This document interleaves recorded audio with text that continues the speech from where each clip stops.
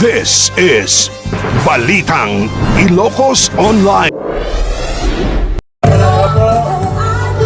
Magarabi, unang-una gusto ko lang po magpasalamat sa inyong lahat for coming to our mini Himala in Palaro.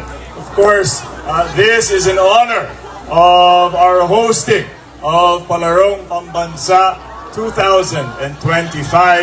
Thanks to our DepEd family led by our secretary and my friend Sonny Angara. Palakpakan po natin si Sec Sonny for personally attending and participating in the festivities. I'd like to also greet USEC Malcolm Garma, lahat ng ating mga USEC and ASEC, to our entire DepEd family, all of our EDs, RDs, ARDs, and all of our technical officials and teachers. Galing po sa DepEd, Chinese Consul Ren Fa Chang, our Bojales, our mayors from all over the Philippines.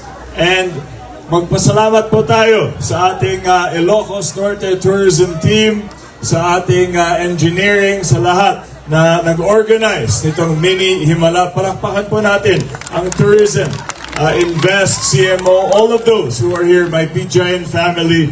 Maraming salamat po.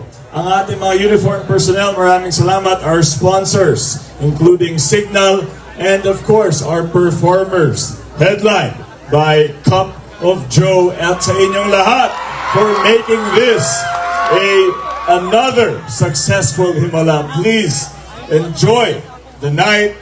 Sana maging ligtas po tayong lahat.